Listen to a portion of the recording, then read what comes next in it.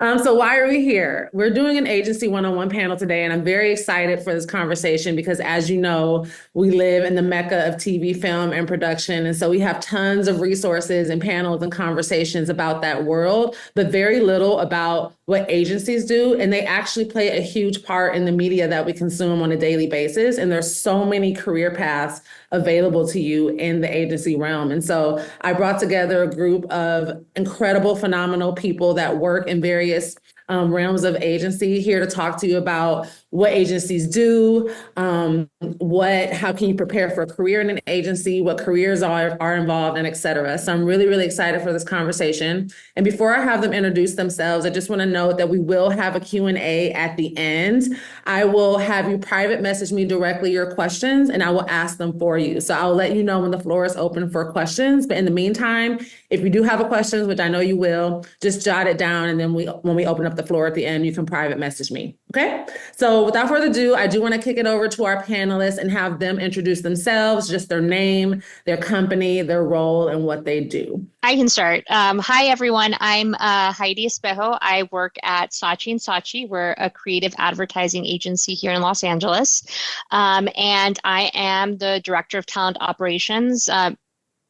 I do all of what is recruitment for some of our offices in LA, Dallas, and New York. I'm Autumn.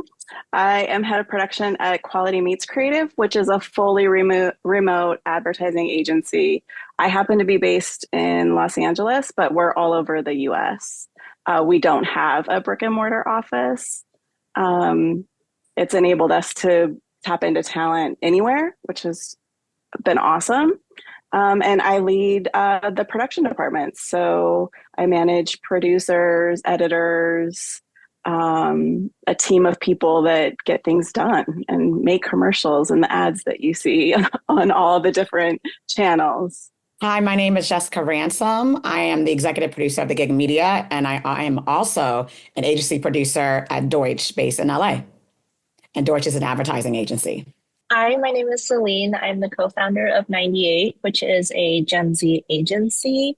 I graduated Loyola Marymount in 2020, and I started this agency right after.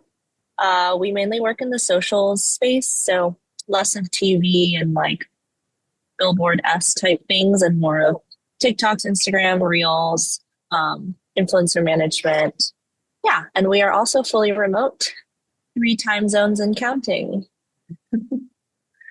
Thank you all. And before we move on, if you could each drop the website to your agency in the chat, just so if people want to learn more about the agencies and see some of their work, they're able to, if you could do that. So obviously the 4 of you are from 4 different agencies. And could we just express like what the agency does specifically? Like what type of media it focuses on? What do you do? What kind of campaigns and jobs do you work on? We'll start there. What does an agency do? Let's start there and then we'll build from there. Amazing. I mean, if we go in the same order, I can start. But so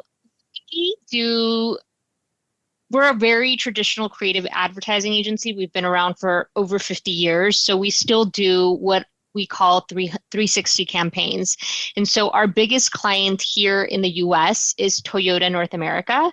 So when you think about Toyota, every time you see a commercial in the Super Bowl while you're watching the NFL, and I bring that up because right now we have a very large partnership with them. When you're listening to the radio, when you're hearing about Toyotathon and things like that, all that's created inside our building. What does that mean? That means that, our account managers get a creative brief from the client, in this case, Toyota, and Toyota might say, hey, we want to focus on the Tundra this year, right? Every year we have new cars. So automotive is kind of an interesting space because we have work we know what's coming every single year because there's a new car model every year. But let's just say this year, they're like, okay, we want to focus on the Tundra. we want to make sure, adventurers are seeking, this car, or, it could be any realm of creative brief that they're thinking, right? And so what happens is then the account managers who have this direct line to the client will go to our team, our strategists, which are taking a look at, demographics, focus groups, qualitative and quantitative research, finding out who we're going to target or how this is going to land, et cetera, like finding out what adventurers do, where do they go, what kind of things they like, et cetera.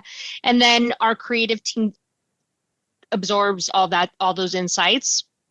And that's our directors, copywriters, designers, and come up with the concept. They come up with this is how we're going to, oversee the commercial, so to speak. And they think about the concept and they figure out how it's going to live on TV, print, digital, out of home. And out of home, it's like experiential and events, and like how this is going to live in all this stratosphere, and if we can make that happen. And then once that's all been approved by the client, then it goes to production. So we have producers, all kinds of producers who do the on-set big shoots. We have producers who do all the digital stuff, so like ad banners, websites, et cetera. And then we have producers who do the art, the print, et cetera. And they're figuring out the cost, the manpower, everything that's going to be needed to pull off all these visuals and all this brand work. And then goes to post-production. So that's all the editing bays, the directors, the cuts, et cetera, gets approved by the client. When again, there's always checkpoints. And then it goes to media, our media buyers and planners, and they are figuring out where they're going to air this. Are they going to air this, on TV? They're making negotiations with different social platforms. They're buying the space, so to speak, for all of this to air. And then finally, our analytics team, which is really important, will get all this data of how well our campaigns did and report back. And we do it all over again. And at any given time, we have like 50 work streams. So 50 of these things happening at any time. And that's just like a small number, but so there's always projects happening. Again, I do want to say that we are at a bigger scale. I've worked with smaller agencies, but in essence, like that's the concept of it. Sorry if that took a long time. Quality Meats, on the other hand, is a very small, independently owned shop. We started during 2020. It was just 2 creative directors and a producer. We're a creatively led agency, but we're built kind of like a production house. So, Saatchi Saatchi has a more robust offering for 360 campaigns. Like, we don't have a media department. We don't have a business affairs or legal department. We're very small in stature, small but mighty. So we do 360 campaigns, but we partner with integrated agency teams. So PR and media are part of our group, usually on big campaigns. So we can work really nimbly. We produced, concepted, and shipped an idea in 5 days. But we also have the bigger campaigns that can take 6 to 8 weeks as well. Hi, so I work at Deutsch, and Deutsch is very similar to what Heidi said. So then I'm going to flip side it and talk about the vendor side of commercials, because she nailed exactly where I'm at. Big agency, we do the exact same things. We're based, Deutsch is based in Los Angeles. So I have worked on the vendor side, the production company side. Actually, I was a production company producer long before I was an agency producer. And like I said before, the gig media is actually a production company, which I own on the side. So I have a lot of experience with that. So a lot of companies, like agencies, own their own production companies. So like Deutsch owns a company called Steelhead. And Steelhead is our main like go-to for when we're shooting any type of job. So basically, we're looking for directors or for any editors. Like, we go to Steelhead, which is owned by Deutsch, and we use them like in-house. So they're like part of our like second wing or arm. And a lot of companies, I say also like Anomaly has unreasonable studios. So in terms of like building out into the advertising agency, some of the bigger agencies will own their own production companies. In addition, there are some production companies that only do commercial work. So you have that like Smuggler, anonymous content. Yeah, they do film and television, but also they have a whole wing and a whole section that does commercial work. So, and that way you get the same thing. You get like directors, you'll have a whole team of like, line producers. You really, in that production company space, is more traditional in terms of like, film and television, but they do a lot of commercial work as well. So, and then that relationship between commercial companies and advertising is very, very interesting. And we can get into that later. So thank you, Heidi, for the introduction. So I hope you guys know a little bit more about what it is to be on the production company side of the business. I am right with Autumn. We are a teeny tiny team. We have 6 people. So every role that Heidi described, from account manager, strategist, copywriter, etc., I will probably wear 3 hats at once. So while it moves departments, it basically moves from left side of my brain to the right side of my brain. So we operate in a much smaller capacity. Separately as well, we work with a lot of freelancers to get our production done for things. For social media content, you guys are all mostly on socials. Like, it is snappy, it is trends, it is quick. We don't have time to go for, multiple week production period. So we work with a handful of creators and a handful of freelancers to get stuff done quickly, and usually everything's shot on iPhone. And I think we excel in trying to make things feel natural. I think we're in a world where we want to be a little less polished on social. So that's sort of where we come in and bringing those high quality expertise, but also just fun, fresh, and youthful.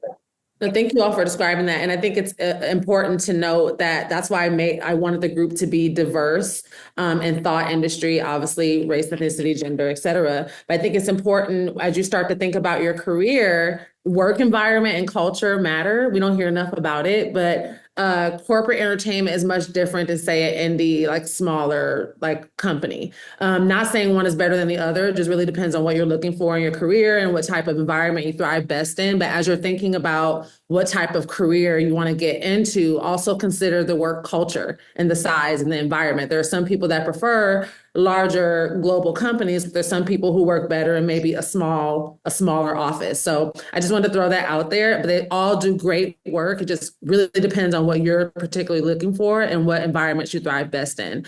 And I'm so glad Jessica, you brought up the relationship between production and advertising agencies. So we're definitely going to get into that later. But before we do, I'm interested to know, because I think a lot of people's first question is how did you even get here? Because there's no X plus Y equals Z. There's no, this is the path you must take to work for an agency. That doesn't exist. So I'd just be very curious if anyone wants to chime in. How did you end up where you are? What is your journey from maybe your first job till now? I guess I can dive in because my background's a little bit different. I actually started in film and television, and then I moved into commercials later. So I started at MTV like a production assistant, and then in between shows, and as I even grew in the television space and doc space, I then started doing commercial work. So I've worked at Wonderman Thompson, Draft FCB, and I started doing that in a sense, as I was working on Teen Mom, 16 and Pregnant, and some of these big reality shows. And I kind of basically, I would say in 2015, started working on the vendor side, the production company side of the business at commercials, almost full time for a good 5 years. Went back to docs, and then a little thing called COVID happened. and then when COVID happened, then I moved to agency side. So I've been now an agency producer for 4 years. But in the beginning, I started out basically in the beginning of vendor side, which most people go agency to vendor, which means production company, but I went vendor to agency. So it's been a definite switch for me in that sense. This is my first job. 98 is my first job, my only job, which is really lucky as well. I had a very, very different path into this. I was a dance major in college. That was my entire world. So I was in front of cameras. I was doing shows. I've never really been behind the scenes. And a fun little thing, like Jessica just mentioned, COVID happened. And so my life turned upside down.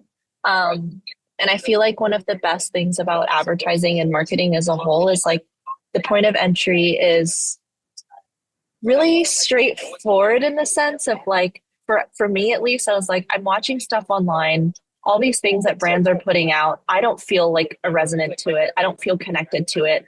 Therefore, I want to change it. So I went from an audience, like a consumer, to then producing it. And yeah, that was kind of the inspiration behind the whole agency, was like making stuff that like me, my friends, and everyone else would be actually engaged with from a brand's POV. I was in the right place at the right time. I think there was a lot of luck that came into it. I didn't pursue working at an ad agency or in production. My passion in college was snowboarding. I worked for Burton Snowboards. I moved to LA and I was temping, and I temped at CAA and all these like talent agencies, and ended up getting a temp job in an ad agency in the production department, and had a great mentor that kind of showed me the ropes eons ago. I have a marketing degree, and I thought I wanted to be an account person. And once I was in an agency working in the production department, I was like, wait, this is so much cooler. Like, I want to deal with like all these creative people and find music and sit in the edit and not just manage the brand from a, account management perspective. So a lot of it was just luck and timing. I would say I'm on the cool HR side. So, but within like an organization, I usually sit under human resources or talent. And so prior to advertising, I mean, I was all over the place. I worked for a staffing agency. I went to the Peace Corps, did all these things. And then at some point in time, I was like, I need to get a job. I answered a Craigslist list ad, which was like when Craigslist was cool, that you guys probably don't even know what Craigslist is anymore. I don't know. I don't think anybody uses it anymore, but anyways, it wasn't creepy back then.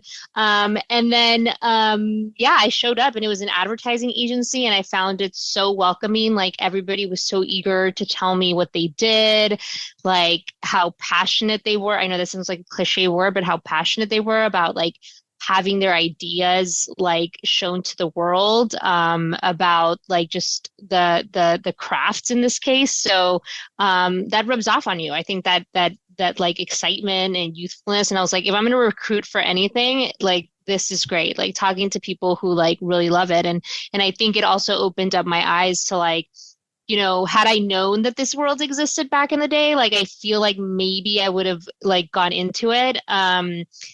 I mean, it's never too late, right? But I love what I do. I love being in recruitment, but I definitely have told like people that I know, like now, even like now that I have a child, I'm like, if they don't want to be anything, like they need to be in advertising. That's where they need to go. So if they don't want to be a doctor or a lawyer, that's fine going to advertising. Like it's just a really great, I think, industry. And that's a perfect segue to my next question, because I'll be driving home that point all panel, is that's why we're doing this, because I certainly did not know anything about advertising agencies until about like 6 years ago. I knew everything about film production, TV, because we hear a lot about that, but nothing particularly about agencies and what they do. So I'm again so happy that we're having this conversation. And I want to pivot, because I think a lot of times, or at least the talent that I've experienced or done workshops with, I think the overall narrative, like people understand, like, okay, film, TV, production, but advertising agencies play a really big part in that, and they work directly with these companies. But I think a lot of people don't know how that relationship or what that relationship looks like. So I do want to talk about that. And the reason why I want to talk about that, because if you are out there and you're aspiring to get into film, TV, and production, that's great, right? But there are so many other career opportunities in that same realm. And this is to expand that, right? We want you to leave being like, oh, I had no clue those careers were a viable path for me. Because if you direct or edit or graphic design or write, there's like a whole other world for you and so much more. So I do want to talk about commercial production. When we talk about film, TV, how do advertising agencies play a part in that? What does that relationship look like? I think the biggest thing in terms of the relationship, so I'll go as an agency producer, my experience now. So I like to say agency producers, we sit on a mountain, right? And the client goes, we have X amount of money we want to spend on this. Okay, right? And then I go, all right. And then I say, hey, creatives, what are you looking at? What do you want to do? And they're like, oh, well, we want to make this like moody campaign. Here's like a deck of what scripts we have, blah, blah. And I go, okay, cool. Thank you for the deck. We have a lot of meetings about it. And after we settle on something and something's getting close to approved, I reach out to these production companies. And literally, there's a line producer I'm working with, and they go, okay, or bidding producer, what you want to call it. They say, all right, I'm going to give you a budget of how much of this is all going to cost. And that's usually based upon the director. Most directors are tied to production companies. And I will say, if you're looking to get in the business, this is where you want to make the money's in the commercials. If you want more stability, stability's in the commercials. Director's like, all right, I'll do this job for like, 30,000 a day or 20,000 a day. I'm not even kidding you. And then we're like, okay, cool. And then we'll sit there, we'll do a bid. They give me the bid. And then I have to go to the post house. And I'm like, hey, so editors, what are we doing? What are we working with? And they're like, oh, well, okay, we can edit this for this amount of money, this amount of money. We come back, we get that bit together. Then I have to go to the music companies who do the scoring, because yes, commercials do have scores. So then you have that part of the business. So if you love music, creating music and writing music, that's a whole other business. Like, oh, we could do this score for like $30,000 for your stuff. And I'm like, all right, got it. Put all my numbers together. There's a lot more numbers than that. Put all my numbers together. Then I'm like, okay, accounts, this is what we're dealing with. This is what we could do for this, X, Y, and Z. And then that goes to the client. So our relationship with the production company is we kind of like oversee all the different players, at least as an agency producer, and what their roles are and what they do. And then we track everything as we go along to make sure they hit certain deliverables and certain our air dates and all of that. And also the client's needs and wants, because that's the key right there. So that's basically our relationship with production companies. It's very close, and we work in tandem to make sure that we're hitting our deliverables, we're hitting our goals, and making sure the client is happy. And some of these productions are as big as movies. I'm not kidding you. I worked on 1.2 million, 2 million. Last one I did was 2.4 million commercials. I mean, like that's the scale you could get up to in this industry. And there's a lot of jobs in between there that I'm skipping over, but that's just like a snapshot of it. I'll say advertising is a team sport. So in the agency itself, while Jessica and I are in the production department, and so we are building the house, so to speak, the creative department really is drawing the plans to the house. So they're coming up with this idea, like brands come to us and say, we need to market, we need to have commercials, whether it's for TV or radio or out of home or print. So the creative team first, strategy gets involved to figure out who the demographic is, and they write a brief. The brief is then given to the creative team, and the creative team is a copywriter and an art director, and they work together to come up with an idea. And the art director manages kind of the visuals of it. The writer writes the copy, and as a producer, those are my like right and left hands. And we go on into this project together to bring it to life. And my most important role is managing the budget and the schedule to execute that to the client's wants and likes. And it can be challenging sometimes, but so you can work in strategy, and that's like kind of figuring out what are the current trends, what your audience is, where to meet them. Or you can work in creative, coming up with the idea, or in production, or in media or talent management. You like, again, all the post-production, positions as well. We hire a lot of freelancers, but I would say our core team is strategy, creative, production, and then our account managers, which are basically the liaison between the agency and the brand. So, they kind of are in the middle often of conversations, trying to please the client, trying to please our creatives. But those, I think, are the core, positions in an agency. And I'll add, like, just because this whole series and everything that we do in partnership with CSUEA is career readiness. We want you to be empowered and inspired and ready to pursue the careers that we're talking about.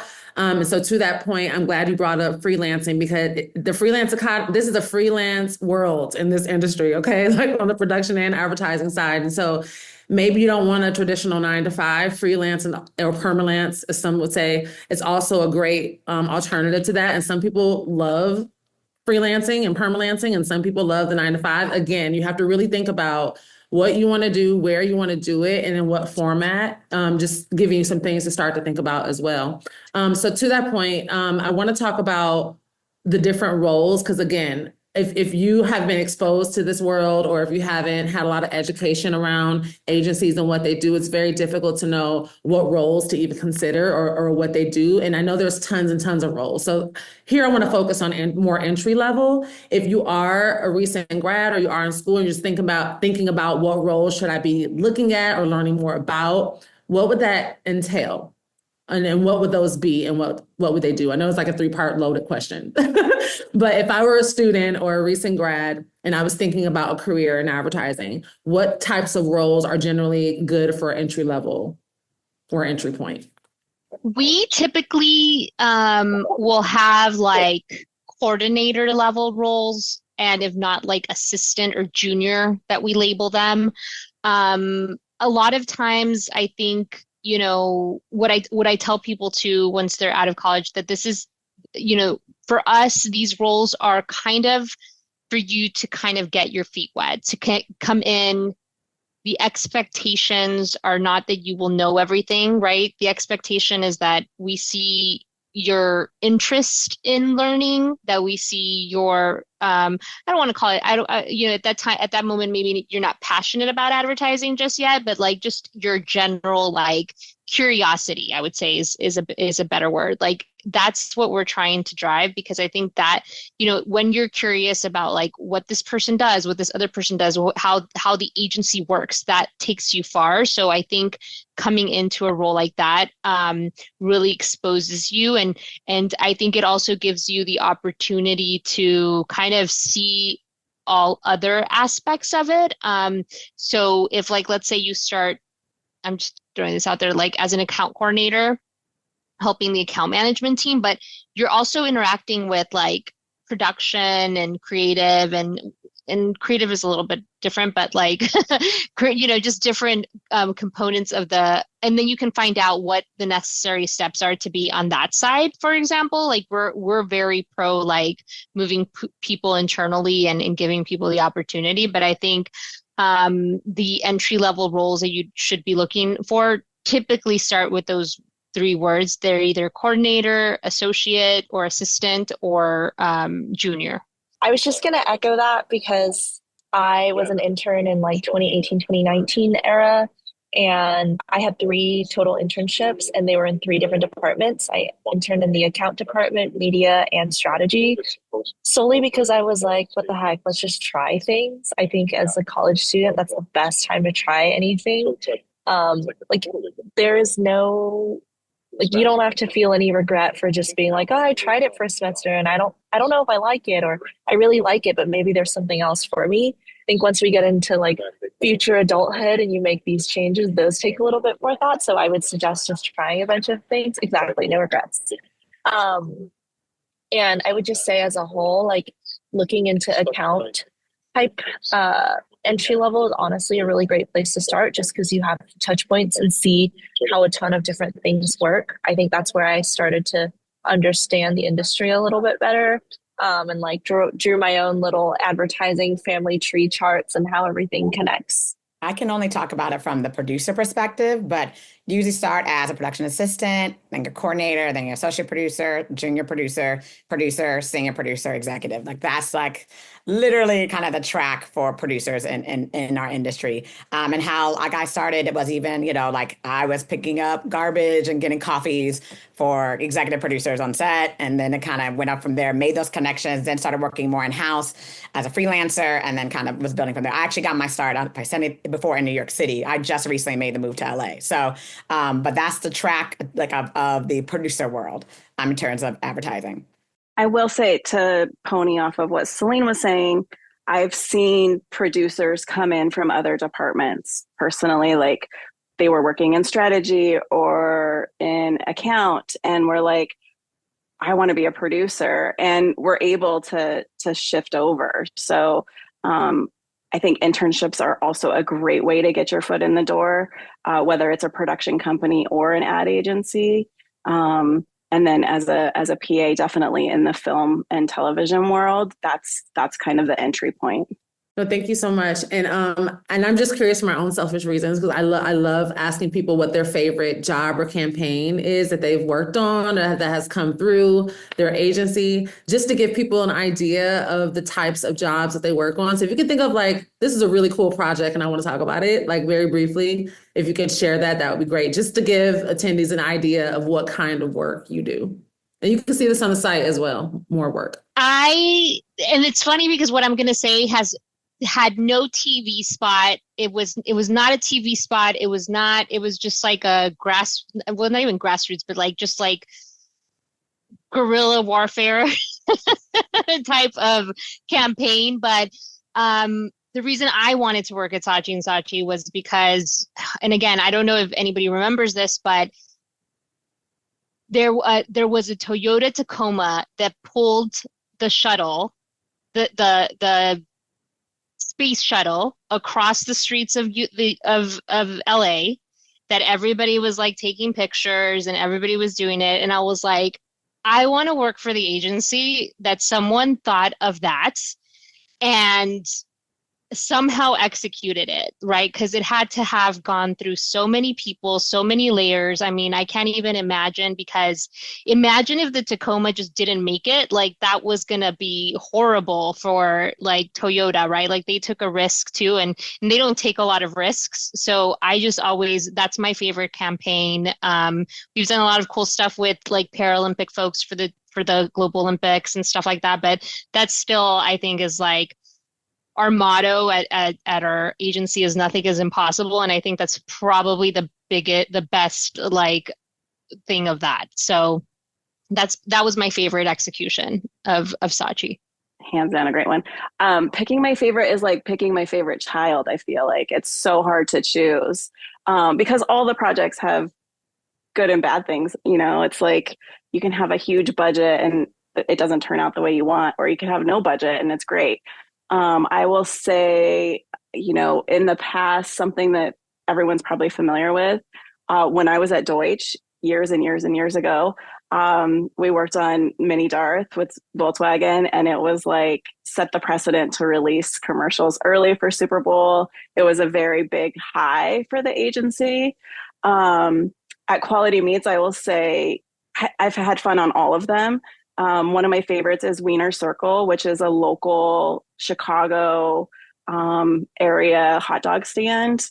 Go to our site, watch that commercial. It was made during COVID for like $5. I kid you not. I think the budget was 10 grand.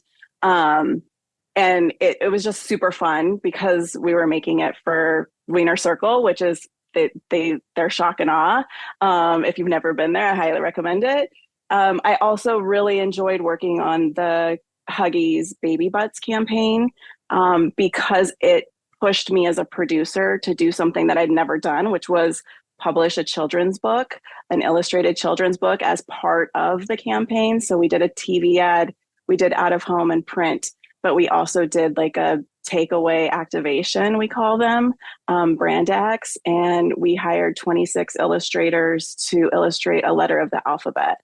And as a producer, I'm very competent and confident in producing TV and radio campaigns, but I had never done a children's book. So it was a big learning, you know, time for me, and also something I'm very proud of that we achieved it. And it's fun. I would say my main client at Deutsch is PetSmart. So I work with puppies and kittens, like literally all the time. And then, excuse me, at the end of each shoot, guess who gets to play with all the animals? We do. So we literally have a whole kitten puppy love fest at the end of every single shoot. And they're so well trained too, because they're commercial dogs and cats. I won't lie. I love like this client. It is so much fun. All we do all day long is play with animals. Like it is, and they're so cute. I mean, so I won't lie to you. Every time I get the PetSmart comes in, I'm like, yes, sign me up, put me on this spot, because literally at the end of each shoot for like an hour, we'll just sit and play with the puppies and the kittens. It's pretty awesome. I have two that comes to mind. The first one, if you guys are familiar with Pepsi's like Sprite alternative, which is Starry, if you guys have heard of it. but my team was on the initial R&D research and development portion of it in coming up with the name. So we were in the war room brainstorming a name for this beverage that we've known about for so long. So yeah, I love the feeling of getting to know things before the rest of the world does. It's hard to keep my mouth shut in those moments, and oftentimes for like years. So that was really exciting. And at 98, since we are a smaller agency, we do partner with some bigger folks in town, Deutsch being one of them. We've partnered with Deutsch for some new business things. And selfishly, from a small agency POV, I love just getting to do the work and not having to deal with the logistics of the client, the feedback, the budgets, and everything. So those are nice feelings every now and then. And I obviously love to share wins and losses with other agency folks. See, lots of fun. So I always want to make sure that, and I want to make sure we allow enough time for questions that are already coming in. But I always want to make sure that you leave our panels with actionable resources and things that you can take advantage of and plug into. So obviously with any industry, this is a very hard industry to break into. And a lot of people are like, where do I even start? Like the interest and the desire is there, but what's the first step? Like where do I even start? Or where do I go? So do y'all have any tools or resources or job boards or articles or organizations or clubs that they can plug into or learn more about, so that way if they are interested in pursuing a career in advertising, that they have a starting point? You can talk about it and place it in the chat, because I want to make sure, because everyone's going to save the chat. So I want to make sure they have resources that they can plug into later. So again, if they have any job boards or forums or interesting articles or organizations or clubs that they can learn more about and plug into, I would love to talk a little bit about that. I have just like two off the top of my head. One is Think LA, and I'll put the .com there. They do a lot for the advertising community. They do a lot of like networking events. I think there's even like either free or lowered rates for students if you sign up with them. They usually have a lot of job postings. They're like basically they give out like, awards to campaigns at the end of I mean, they do a lot. They do a lot within the advertising agency. They don't belong to any advertising agency. We all just kind of support them because they kind of bring everything out. So I would definitely think LA. And then the other one that comes to mind is like, if you're interested in like creative as like an art director or a copywriter, I'm going to put design on the side, because design, I think you have to come from like, you have to kind of have learned it in school to a degree, or it's like a full thing. It's not, but one thing that I didn't know is that to be an art director, you didn't necessarily have to know design. Like that's something that I learned, that I was like, because you say art director and you think it's related to it. And guess what? You don't have to have that, but you do have to have a portfolio of conceptual ideas. So there's a place here it's called the Bookshop in LA. And if you're interested in being like a creative as an art director or copywriter, it's a great place to look into to help build a portfolio. Because I always tell people, we're not just, especially at the junior level, we're not looking for work produced because we know you don't necessarily have it. But what we do look for is how you think and like how you get to a conclusion to get that idea, right? So, and the steps you took to get to a campaign, so to speak. I would chime in and say Ad Color. Ad Color is a great event, and Ad Color is a great space to definitely for networking, building, learning. Another one I would recommend is Where Are the Black People? That's mainly more New York, but they do have it building a presence in LA. I would look into them. Also, CultureCon is huge in New York City. I think it's a little bit smaller in LA, but that's a whole event. But that event includes like people from all sectors of the business. So it's again another networking space. And I also feel like I tend to go to like film festival events. I look outside of the box too, because you can meet other people in the industry. I just like networking at going to film festivals, going to panel discussions. All of that is definitely help building in terms of like your network and connections. But again, for me, it's all about just building your network, and in your network, you'll meet advertising people. But Ad Color for sure, and Where Are the Black People, I would say my top two off top of my head I would recommend. I think Diverse Creatives has a very robust list of organizations. So there's a lot of them.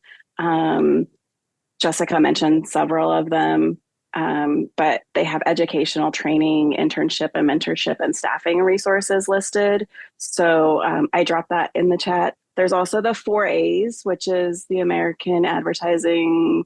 I don't know what they all stand for, but that's a great resource if you're looking to get into the ad agency space. In conjunction with Think LA, there's more creative resources if that's the route you want to go. Portfolio Center and Book Center, and I think the Art Center even has a program for placement.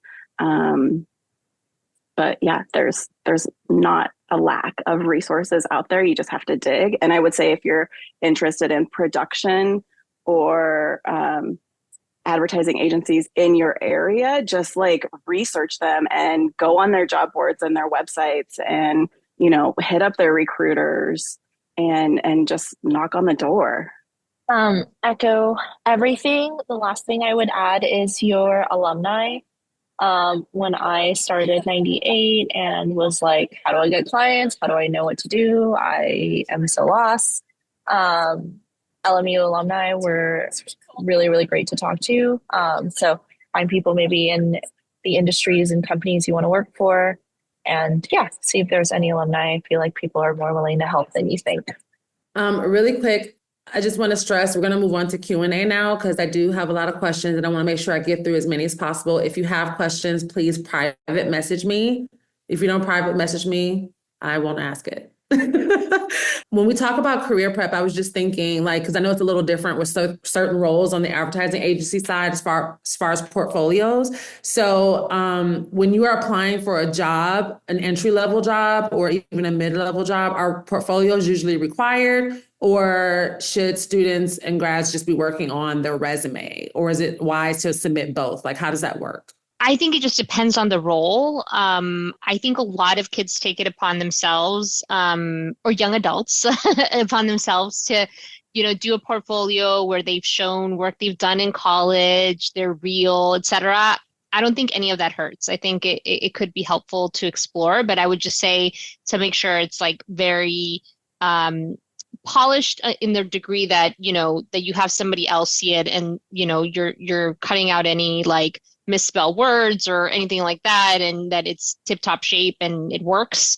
If you have it like a link to it, etc. I think it could showcase, like I said, some stuff. But I think unless you're in the trying to be a junior creative or a designer, we don't typically require it. But again, it helps a lot. I've seen a lot of people do it. I think moving into the producer space, when you're first starting out, it's about your credits. So do as many projects as possible.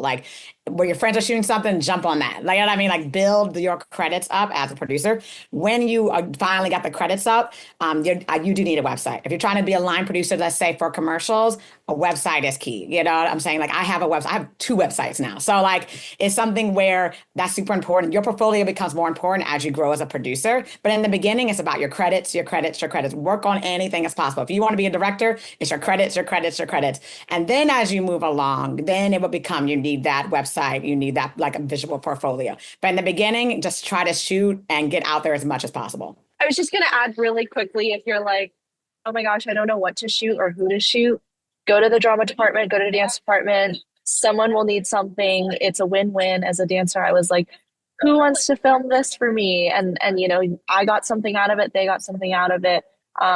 Use the resources you have. You don't have to think beyond your means. I would also add that if you're entering in at an entry-level position, a resume is probably will suffice because, I know a production assistant or, a coordinator isn't going to have a reel at this point. But as Jessica was saying, when you get more experience under your belt, especially I don't look at a director's resume, I look at their reel of work to see what brands they've worked on, what their style is, what kind of talent they choose, how they light it, what the set direction looks like. So if specifically for production, entry level, a resume is probably all you would need. But if an entry level creative would probably need to show some work, and that can be work from school as your portfolio. But as you climb that ladder and get more experience, your reel is more important than your resume, honestly, in production. I co-sign that message. Yes. Okay, let's get into some questions. And I just asked for our panelists, if only just for the sake of time, a couple people could answer each question, because I want to make sure I get through as many as possible. All right, let's do it. First question, I'm currently studying journalism with a concentration in public relations. What opportunities are available to me within your agency? Oh my God, this is so funny because I was just talking about this with Evan Ferrari, who's our like senior director of strategy. So yes, you can look for PR. That's kind of like the straight shoot, thing. But we were actually talking about how he was like, what's missing on my team is like that investigative research mentality of like, I'm in strategy. I'm going to go sit with, like if there's, I don't know, I'm just making this up, but like if there's like, we want to sell minivans to moms, like I'm going to go sit in like the coffee shop or the pickup line with the moms and, figure out what it is that they want and what they're doing. So we were actually talking about, because he was like, I think next time we hire like an intern, like we should focus on someone with like a journalistic background, because that research aspect that like I need to find the truth is like something that's been kind of missing, I think, from, strategy for his team, specifically, not, I don't know, even the whole, area of strategy. So anyway, I again, there's obviously a lot of PR agencies and a lot of PR and account management, I would say, if you want to go that route. But if you're looking to explore that journalistic background, strategy is also probably a great place. See, lots of ops. Next question, is Los Angeles really the best place to foster a career in advertising? Say LA, New York, Chicago, although Atlanta and the South has some great agencies popping up. So just depends on where you want to be. I think you can find something somewhere, London, Canada. I would say, just to echo that, yes, like the volume is different, right? Like New York has so many advertising agencies, so the chance of you getting is kind of greater. Whereas like I also work with Fallon in Minneapolis, and they're like the biggest agency there. So there's just like one, I mean, I'm sure there's many more, but like, you know what I mean? That is doing like bigger national work. So I don't know, I always hear New York, but I'm not going to start a New York, LA situation. Next question is, are there campaigns for fashion brands? I'm really interested in this field. Do I get to choose what brands I can work with, or am I assigned campaigns to work with? Depends on what your agency has, right? Like what the client roster is at the agency, or if you're pursuing, I think, Celine probably could pursue a fashion brand to, and pitch them. But there are agencies that just work in the fashion space as well. Yeah, I would just add, like, when I hire my team, I talk a lot about like, what are people interested in? Just because I don't want to build a team of everyone who just likes, I don't know, gaming, for example. And when I sort of cultivate everyone's interests, like I will actively go seek and pursue businesses that sort of fit different personalities, because I want, obviously the more you know about it, the more passionate you're going to be. So it's a win-win for all. So yeah, it's all about your agency roster. And to that point, I will just add, Google is the homie. So, you can go to Google or you can go to these websites. That's again in the chat for the 85th millionth time. And you can go to the websites and then look at the agency's work and just see what types of brands they typically work with. That's another great idea, just to do your research and figure out what brands you most align with if you have a particular industry or field that you want to work in. Next question is, how does someone get into these freelance gigs? Do you ever use Upwork or Fiverr? Is that a place to start? I definitely think it's a great place to start. I also think it's just going out there and meeting people. I want to say like the best freelancers, or the freelancers I use multiple times in a row, are those who have really good project management skills, like good communication. You want to be able to handle your work really well, but also handle your business side really well. That'll definitely make you stand out and be a lot easier to work with. Yeah, I've hired quite a few of my friends for projects, and I would say it's about networking connections, she said, and like, especially in production, like I think it was brought up before, Steelhead, remember that the production company that Deutsch owns, they hire a ton of freelancers. So if you know someone has a relationship to Steelhead, they always are looking for production assistants and coordinators because they're actually, they're making the spots that you're watching. So I feel like that way, like look up like Deutsch, okay, Steelhead. All right, let me see who works at Steelhead and I can get to know them so I can get on their freelance roster. And they call them over and over again, especially when we do a lot of content creator content, which I've been working on recently. It's all freelancers and it's all like entry level stuff that we're doing. So I feel like get to know what agencies are doing, who are they partnering with, and then from there target those people in the network. I mean, that's just the best way. Find out, what organizations they part of, join those organizations, and get to know them, and they can help you get onto their roster. Recruiters and headhunters are also your friends. Like I don't have time to go search up when I need someone. So we work with recruiters to fill positions for us. And they usually have a strong roster of freelancers. Production space, there's agents for like directors of photography or stylists or makeup artists. So, be in those agencies, listed in those agencies. And to that point, I'm going a little rogue here, but I'm sure someone's thinking it, but is it looked down upon to reach out like on LinkedIn? Like if I see a role that's open at a company or I want to know more about it, is it weird or looked down upon if I reach out directly to the recruiter or the HOP or the person I think is in charge on LinkedIn? Is that weird? Or can we do No, that? LinkedIn is your friend. Stay in, like, I was reading a statistic that more younger people use LinkedIn as their method of social media. If you don't have a LinkedIn, I think I said this last panel, and I'll say it every panel.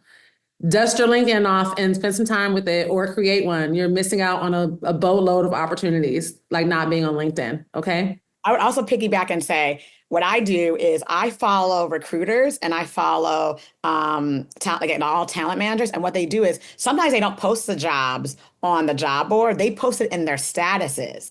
So they'll be like, hey, looking for a producer. Hey, looking for a production assistant. Like I've seen it even on the production side, like friends of mine. Hey, looking for a production assistant for X, Y, and Z. And they're not posting in the job section. They're posting in their like private chat. And usually they open it up to everyone. So if you're following like an executive producer, more than likely they're going to say, hey, looking for, a coordinator for this. I've done it. Like I can tell you from experience.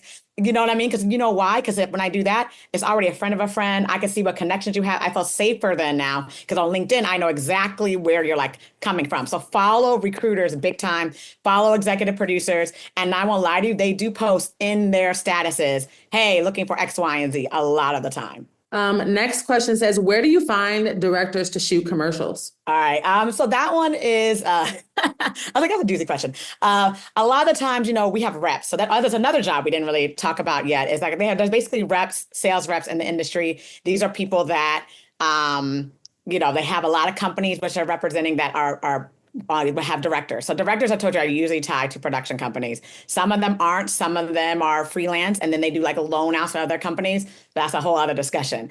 But in this discussion, that's basically how we find them. A lot of reps help you out. You hit up a rep like, hey, like from creatives, as Autumn was talking about before, they give you the blueprint. They tell you exactly what they are looking for. And then you go to these reps that have a long list of people and say, hey, this is what we're looking for. And then they sing you a big roster of people, reels you go through. And all you're doing is looking at reels. You're just looking, you're not even, no resumes. You're looking at who they have the client and who fits the creative and who fits what the client is looking for. So that's kind of how we find. I think sales reps are the big one.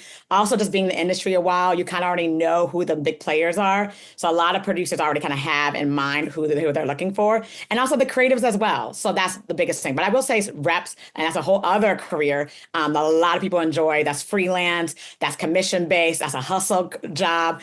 That is another avenue of the industry that makes a lot of money, and folks are gravitating towards that. I do look at Shots, which is a publication that, has a talent spotlight on new upcoming talent that I kind of keep my eye on.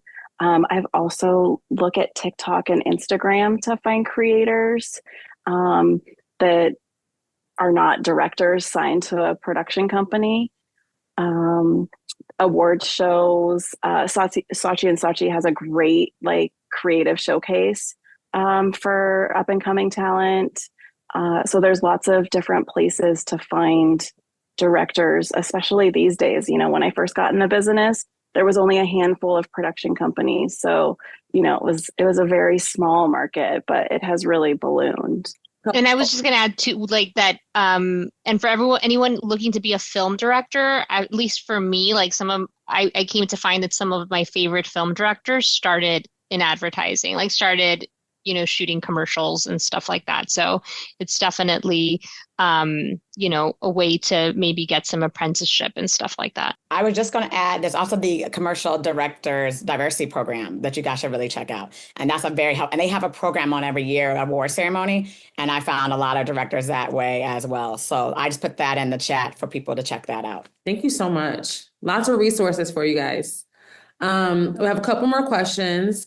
Any advice for a non-college age person that went to school, graduated, and had internships that will work from home that feels like they missed the boat on getting their foot in the door, having now worked outside the industry for 3 years? Any advice? So basically re-entering the industry after maybe being out.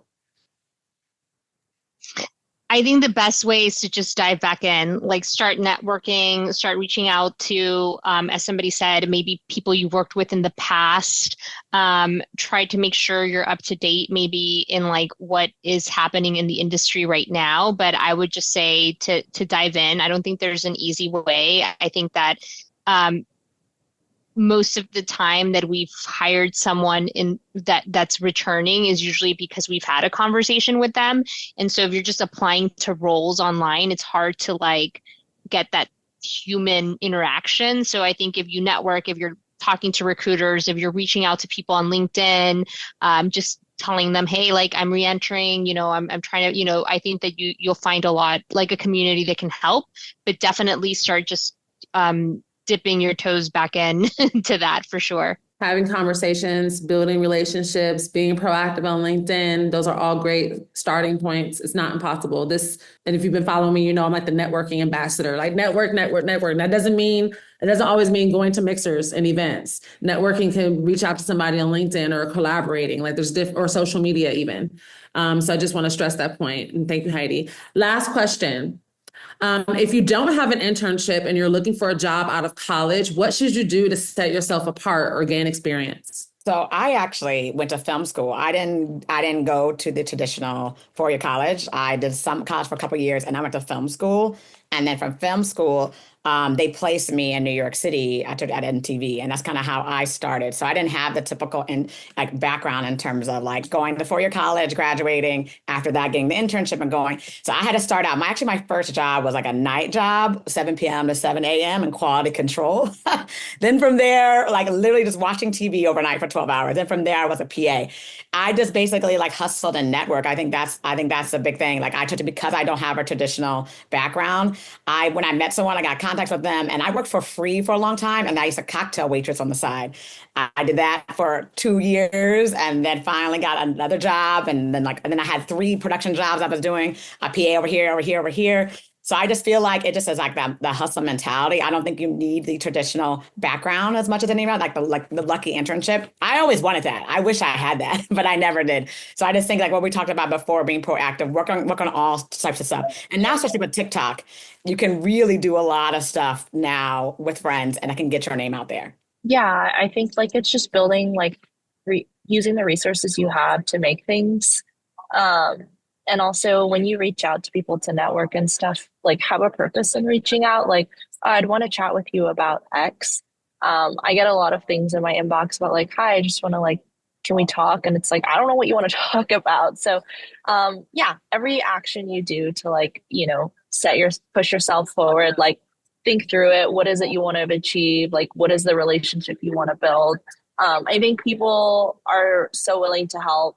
It's just how you frame it. And yeah, just being really smart about using the resources you have. You don't have to spend a ton of money to get experience in any way. These are also great. And I'm really happy that we're on time. It's 1:10. These are all such great questions. And I truly hope that something was said today to inspire you, to empower you, to educate you about something maybe you didn't know coming in. Thank you to each of our panelists for carving out time on a Friday, because Friday is doing its thing nowadays. So thank you so much for carving time out to just share gems and share knowledge with everyone here in attendance.